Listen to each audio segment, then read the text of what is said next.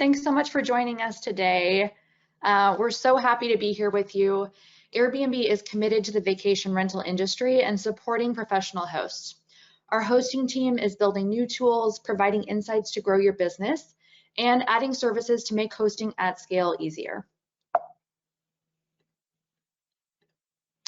To introduce today's hosts, my name is Julia, and presenting with me are two other members from Airbnb, Audrey from our professional host account management team, and Wayne, one of our product managers. Wayne is going to kick us off today, so let's get started. All right, thanks, Julia. Hi, everybody. Hopefully you can hear me. I'm very excited to be here to talk to you all about some pricing updates as well as optimization. So Julia, since you're driving, I'll let you know when we go to the next slide, and here we go. You can go ahead, yeah. All right, perfect. So wanted to start off with a bit of context. I mean, I don't think I need to tell this room, but I think last year was definitely a challenging year for travel, and we certainly saw this ourselves as well. What you'll see on this chart is essentially a timeline stretching from end of 2019 through today, or I guess near today, around June 2021. And what we saw on Airbnb is essentially, obviously during the initial COVID situation, a downturn in terms of travel, in terms of guest bookings. But then as you can see on this chart, relatively quickly, we did see some signs of recovery even during 2020. And I think certainly into 2021 now, we are definitely seeing some strong signs of a travel rebound. And it's something that we are obviously very excited by and have been working hard to prepare for, and hopefully work with all of you, our hosts, to prepare for as well. If you can go to the next slide, Julia. One thing I do want to call out, though, is when we think about this recovery and as we're observing the data, one thing we're definitely seeing is that the recovery varies a lot by destination and by trip type. And so when we look at different types of trip segments, looking at, for example, domestic versus cross-border, we see that domestic trips certainly are the ones that are recovering faster still today. I think this is probably somewhat to be expected given many countries still have lockdowns. But I think similarly, some of the trends that we saw during the early days of 2020 are still persisting now. So for example, many more non-urban trips are happening relative to urban trips on Airbnb. I think finally, initially in the pandemic, we saw that long stays trips, which we characterize as being 28 nights or 28 days or more, was growing very, very fast and was at some points, quite a large proportion of our total trips. Now we're seeing a lot of recovery, I think, in trips that are shorter than 28 days, although still skewing a bit longer. And so, definitely want to acknowledge that the recovery is not uniform. It varies depending on where you are and what kind of trip types, but across the segments, we are seeing some overall growth, which is very encouraging. But I think all of that is just to set context to say, yeah, perfect. You can get to the next slide, Julia. Is really to say that what remains constant for us is this priority to make sure that we can be a partner to our hosts to enable them to build successful businesses on Airbnb. And so the reason why I wanted to start off with a bit of context in terms of what we're seeing is just to share that we're constantly monitoring the marketplace and how it's evolving so that we can hopefully provide the best tools, the best insights to support you when you build your business on our platform. And so to go into trends, as I'm talking about some of these insights, wanted to also share a couple of additional tidbits in terms of specifically with relation to pricing. So the trend number one that we're seeing is definitely an increased price, I think especially in high demand destinations. When we look at the marketplace overall, what we're seeing is that there's a 41% year-over-year increase in average daily rate. Now, obviously during the early days of the pandemic, we'd expect prices to fall because of less demand. So certainly this is also part of the recovery story that we're seeing. But I think what's been kind of interesting is that initially prices were a lot driven by changing guest interests, guests maybe booking, like I said, longer stays or larger homes or things like that. But what we're seeing now also is actually different listings respond to the increased demand, and many hosts actually setting higher prices given that higher demand, and given especially in demand sort of intense regions, more constrained supply. And so this is what we're seeing in the overall average daily rate trends. If we talk about the second trend, however, is that what's interesting to us is that even though there's been higher average daily rate in high demand geos, the guest sensitivity to prices remains strong. And so we do believe that pricing still remains a strong lever for growth. And so when we look at some of our measures that we consistently look at, year to year, we see that there's not any detectable difference in terms of guest sensitivity to prices.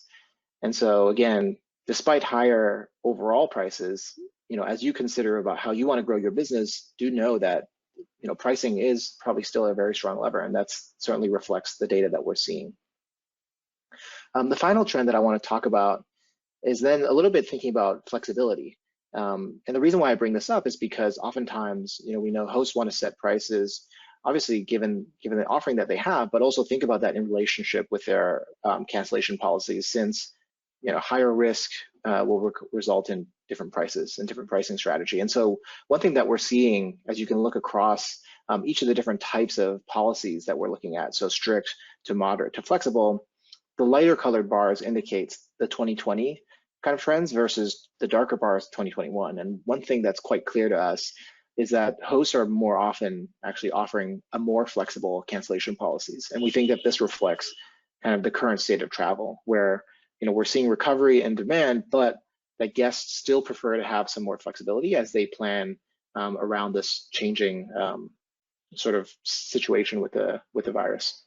And so certainly from a host perspective, offering more flexibility is the trend that we're seeing. So yeah, I can go to the next slide. So one thing I do want to talk about is some of the challenges that we've understood over time, though, in terms of challenges that hosts face as they set prices on Airbnb.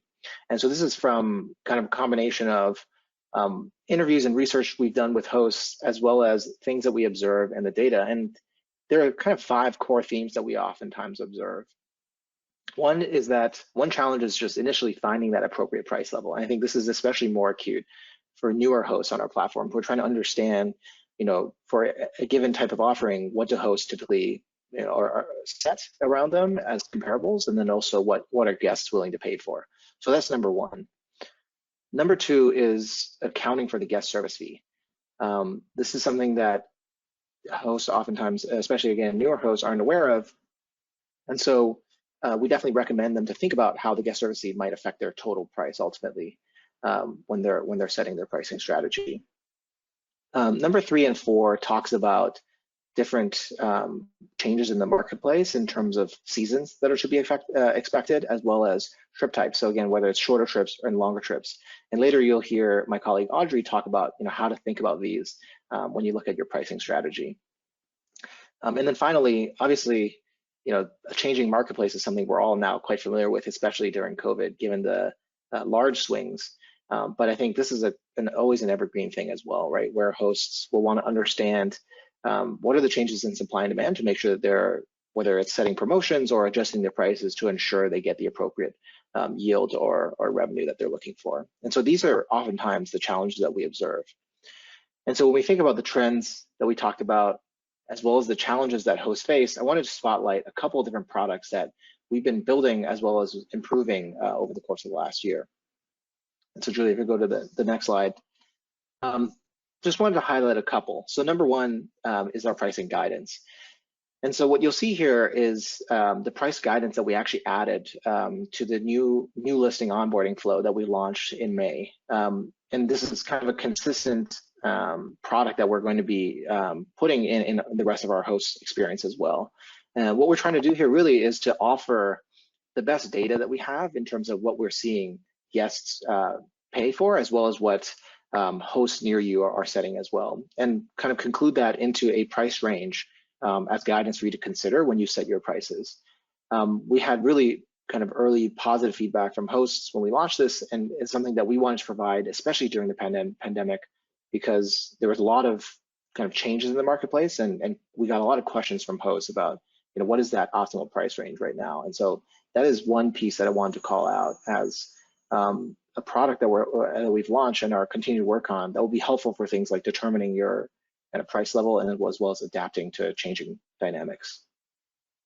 And number 2 is the simplified pricing model, which essentially allows you to switch service fee models away from a split fee model to one combined 15% fee. This then allows you as a host to directly control your final price. and also, still set prices so you can keep the same payout per night before and after the transition, but could potentially lead to growth in your business, as we've seen in some of our early adopters of this fee plan.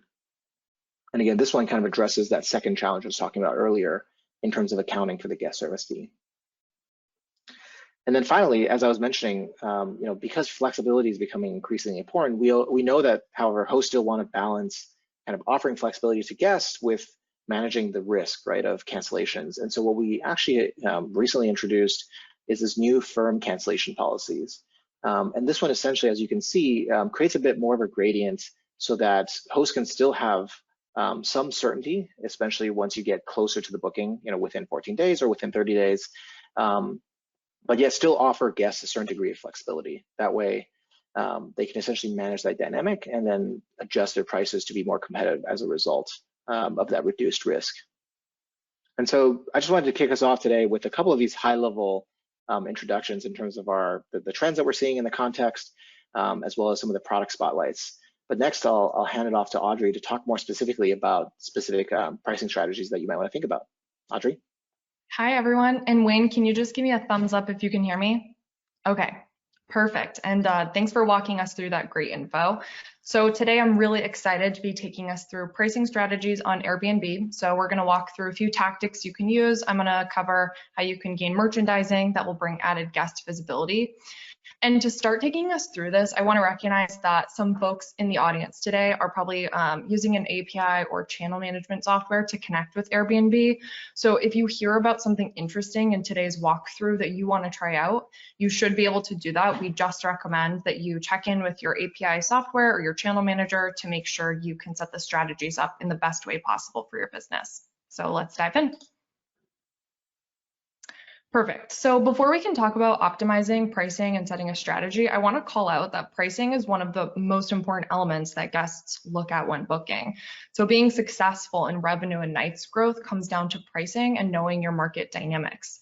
And I really want to reiterate that there is an opportunity to drive your nights and drive your occupancy on Airbnb, and we empower hosts to do this. So I'm going to walk you through a variety of the resources and areas to be aware of that can complement your existing strategy. So creating a holistic pricing strategy begins with identifying and understanding the areas of opportunity specific to your listings and knowing your competition on Airbnb. So we actually provide a suite of data and reporting to our professional hosts, and we encourage our hosts to make data-driven decisions based on these trends. Those tools are going to allow you to compare similar listings. You can pull data about your property listings straight from the Airbnb system, and you can use that data to really understand your performance both month over month and year over year. And we're going to take a deeper look into those tools and what information you can pull later on in the presentation today. So we also know that a pricing strategy can't really be a set it and forget it type of thing. We designed a set of exclusive promotions for Airbnb hosts. And these are really the crucial elements that let you execute on your strategy, turning the dial up when you need to drive your nights in occupancy. And we're going to talk more about how you can use those promotions in a moment. And most of those promotions come with merchandising that guests will see in the search results and in the listings page. So getting that merchandising turned on for the right guests at the right time is really the legwork that you're going to be doing with the data and the reporting that you can pull from our system. So beyond driving nights and occupancy, an effective pricing strategy can really help you to drive that booking conversion that you're looking for, your length of stay, and fill your need dates. And a few questions to start thinking about as you start to understand and discover what you're looking to accomplish with your strategy. Just ask yourself, are you looking for revenue or nights growth? What are some of those red flag ticket items that are going to tell you when a change in your strategy might be needed? And really, how far in advance do you book out now, and how far in advance would you like to book out in the future? So let's take a quick look at the merchandising options that professional hosts have that are going to help you execute on your strategy. And so I'm calling these promotions out because each of these levers unlocks extra tagging on the front end that guests will see, and that's going to drive booking conversion for you. And for most of these, you can turn the promotion on or off for all of your listings, or you can select the listings to use them on. So I'm just going to walk through a few of these. So first we have weekly and monthly stays. So that discount discount only appears to guests looking for longer time ranges. The advantage is that you're generating nights and you're reducing the cost of cleaning and turnover for those bookings. And these are really commonly used and well known already in the industry. We consider these to be more basic options that most hosts should already be utilizing. The next has a few options for both you and guests. So we call this tiered pricing, with the price point changing by 10% in exchange for a non-refundable cancellation policy. So you have the option to offer the non-refundable policy in addition to any of the other cancellation policies that you might be using. And the guests will actually see a choice of both policies, and they can book the cheaper price point for the non-refundable option.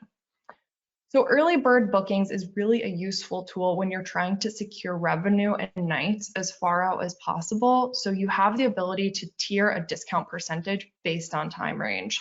For example, you could provide like a 10% discount for guests booking 3 months in advance, or a steeper 15% discount for guests booking further out 5 months in advance.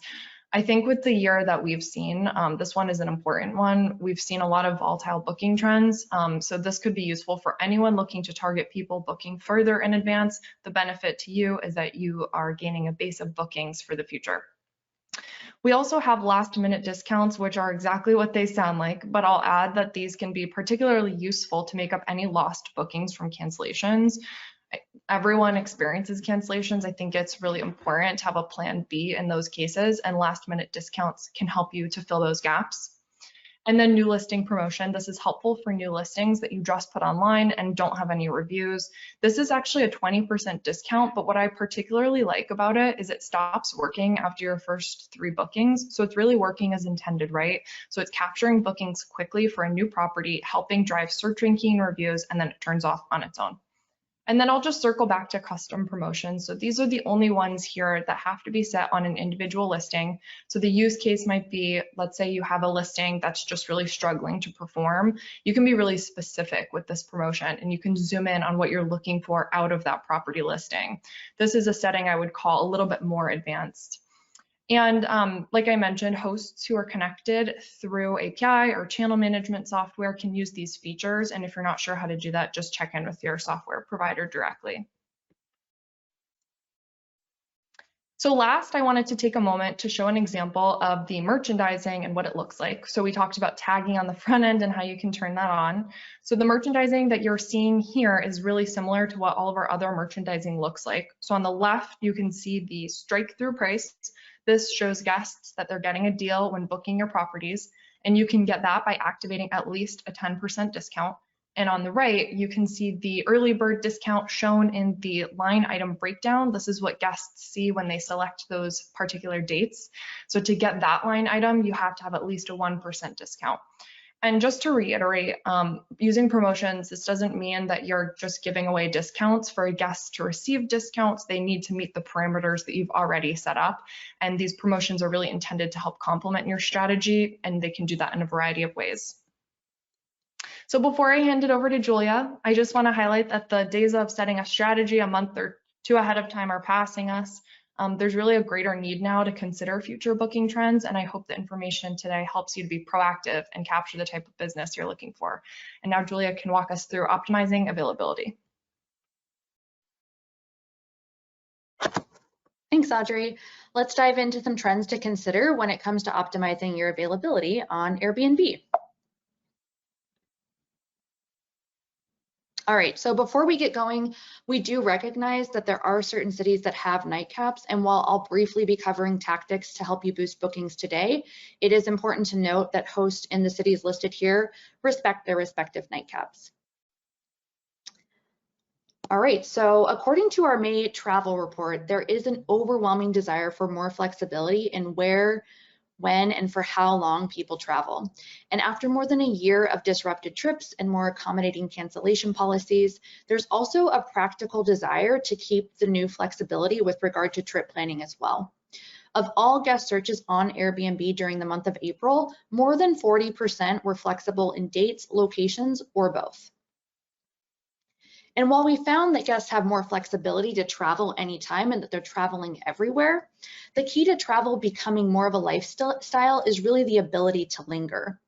On our platform and in our research, we see trips lengthening overall and longer stays of at least 28 days, making up a growing share of all nights, as Wayne mentioned earlier. Longer stays are really what allow people to live on Airbnb. In fact, the percentage of long-term stays on Airbnb almost doubled from 14% of nights booked in 2019 to 24% of nights booked in Q1 of 2021. Most importantly, 42% of consumers surveyed said they will undertake more longer-term stay travel even after the pandemic ends. What this all means for you is that there's a large opportunity for you as hosts. Airbnb guests are much more flexible and they're staying longer, which means there's an opportunity to fill your calendar as often as possible, even during off-peak times, both extending your high season and increasing bookings during your shoulder season. So your availability really matters now more than ever. And you can maximize bookings a few ways. By opening your availability as far into the future as possible, you can appear in more search results. You can also increase occupancy with last minute bookings by reducing your advance notice period to as close to check-in time as possible. And lastly, you can optimize availability for off-peak seasons by being really strategic with minimum night stays and opening up availability where you have sandwich nights. Let's move on to the performance dashboard. So this is another useful tool that Airbnb built specifically for our professional hosting community. This tool gives you the ability to regularly review your performance metrics, and reviewing these metrics consistently can lead to discoverability by guests, which is so important because if guests aren't looking, then they aren't booking.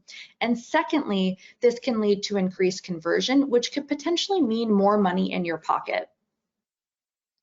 So within the performance dashboard, you can see your conversion rate, which is the average daily number of visitors who viewed your listings in search and then booked. And then quality metrics are also accessible in the performance dashboard. And these are stats that are calculated by the number of 5-star ratings you receive from guests regarding the accuracy, check-in experience, cleanliness, communication, location, and value of their stay. Occupancy and rates are stats that allow you to really benchmark your performance against similar listings. You'll see metrics regarding occupancy rates, cancellation rates, the average length of stay, as well as ADR. The opportunities section provides you with tailored recommendations based on opportunities that are for your account specifically. And now I'll move into a quick overview of the two components from the performance dashboard, just to give you a sense of how you can use these insights. We'll start with the conversion section of the Performance Hub. You can find the overall conversion metric for your account.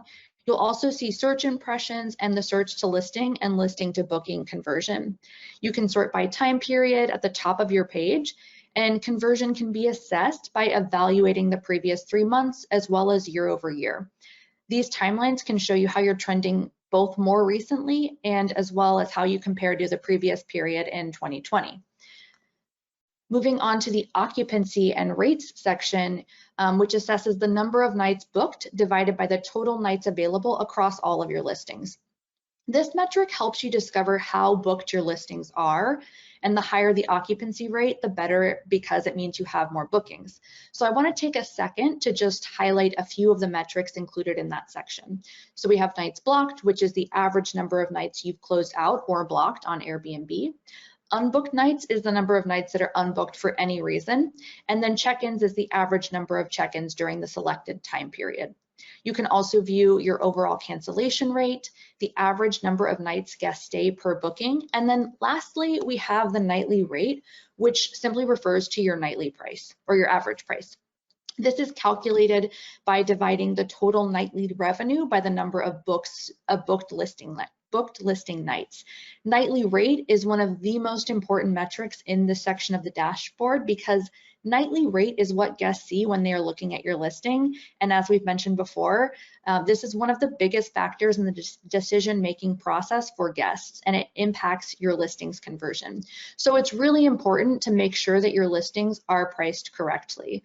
And now I'm going to pass it back over to Audrey to wrap us up.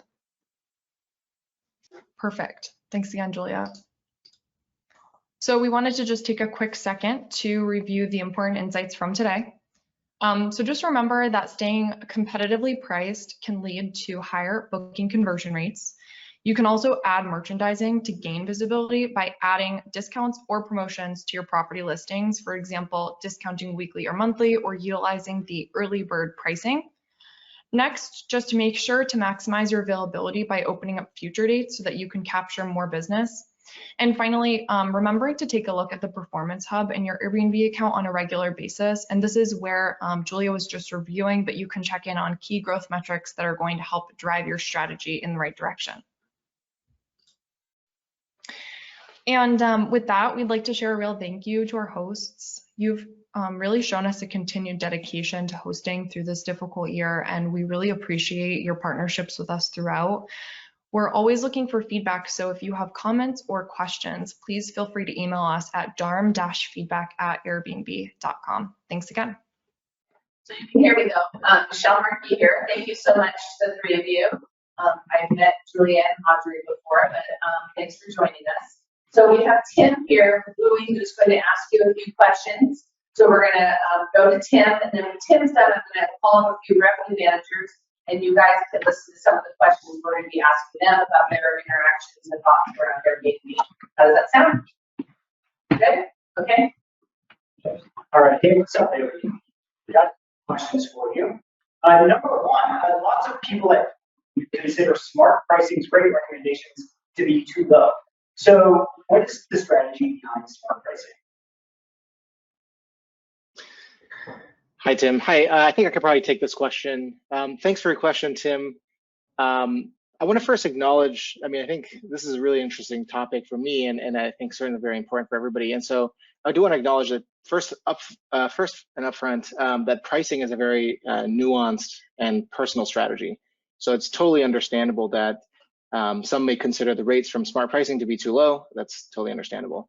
But to answer your question, though, I want to be clear that when we built smart pricing and we think about smart pricing, the only objective is to maximize revenue for hosts. In terms of how the product works and how the strategy works, it actually analyzes more than 70 supply and demand indicators, things like how popular the nights are, how popular listings are, how many other listings are currently available, what their prices are, things like that, and essentially amalgamates all of these supply and demand factors, as well as the host's minimum and maximum price to find the optimal price for maximizing the host revenue. And so one thing I do want to call out, though, it's probably helpful to also mention that smart pricing is a product that has to apply globally for all hosts. And given that Airbnb is a large platform with many types of hosts with varying levels of expertise in terms of revenues management or varying levels of interest in terms of actively managing their daily prices, there's essentially a wide variety of objectives that smart pricing is solving for. And what we do know is that for some hosts, they'd rather not set up their prices daily, and instead they'd want to set up maybe initially and only review occasionally and not daily. And so ultimately, smart pricing, the reason why we created it and what its intention is and its strategy is that it's an easy and convenient tool, still leverages very sophisticated models and optimization to ultimately help hosts maximize revenues based on that min and max price setting. And so yeah, I think we talk to hosts who are using smart pricing. One thing to really stress is to consider what is your minimum and maximum price per night, since ultimately these settings will help ensure that smart pricing is achieving desired results for you. Hopefully that answers your question, Tim. Sure, yeah, thank you. Number two, will Airbnb ever open its API to direct integrations with pricing software? I'm happy to jump in on this one. So today we're really just focused on property management systems and channel managers. We've looked at expanding beyond those, but we don't have a concrete timeline on that at the moment. Thanks for the question. Thank you. Thank you.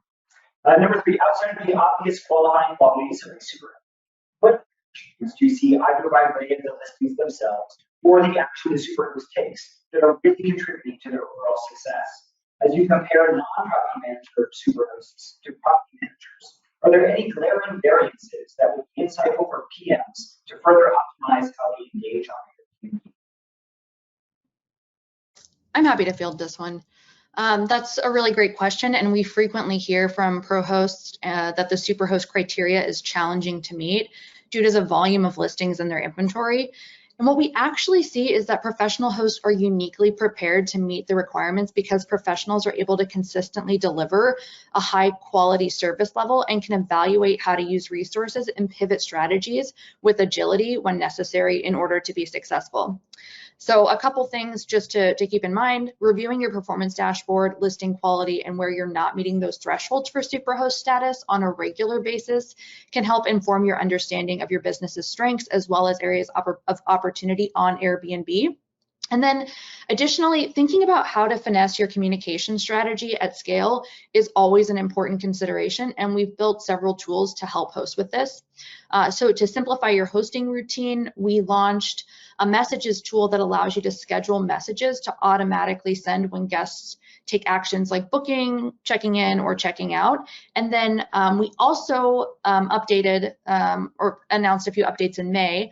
Messages are also now loading up to 10 times faster than they were before.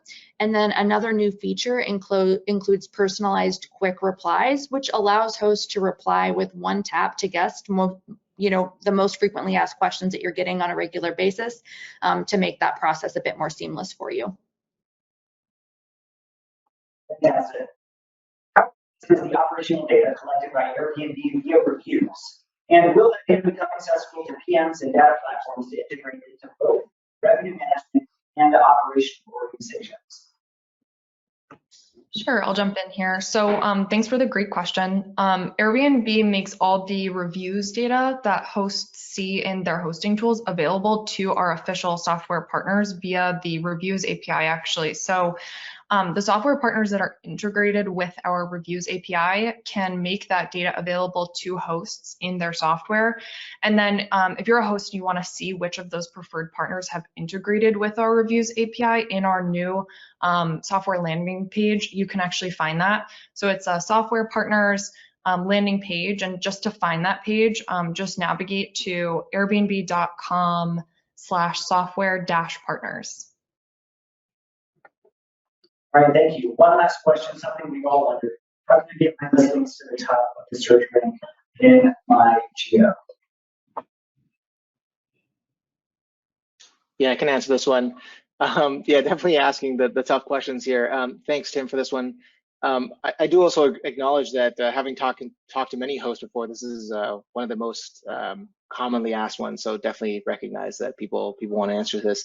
Unfortunately, I do have to say that I won't be able to explain exactly how ranking works. I think both because it's, number one, very, very, very sophisticated, and number two, because of confidentiality reasons. But what I can say is this: I think people should think about search results as a product that is ultimately trying to help guests find exactly what they're looking for. And so that hosts can also maximize their bookings and revenue. Because what it's aiming for is this win-win between guests finding what they're looking for and booking it, and then hosts earning as a result. And so you might ultimately ask, well, what does that mean in terms of what drives search ranking? And I think similar answer there is that I always tell people to think as a guest. And so what matters to you when you're traveling is likely to matter to the search ranking itself. And so there's going to be sometimes regionally or contextually specific components that matter. So for example, hosts in Hawaii might want to think about how guests are likely going to be interested in places with beach access. And so if you have that, for your listing, make sure to add that to attributes, as it will matter to the search ranking. Just like how having air conditioning is going to be important for places like Joshua Tree or Arizona. And I think certainly during COVID, what we saw is that guests really care about things like high-speed Wi-Fi or being able to book the entire home. And so again, if these things are true for your listing, certainly making sure that that's in the system will be important, and it'll help you rank higher. And I think beyond these kind of contextually relevant situations, I would say some things that always matter are things like great photos to show off your amazing listings, great reviews to make sure, or being super host, for example, to ensure that you're showing off that it's going to be a high quality stay. And then I think thirdly, competitive prices, as we've talked about. Guests really oftentimes look for great value, and so making sure that your prices are competitive is always going to be something that helps in terms of search ranking, and something that it takes into consideration. And so photos, reviews, prices, and then highly desirable amenities, as I was mentioning earlier, these are all really important aspects for search ranking. Awesome, thank you so much.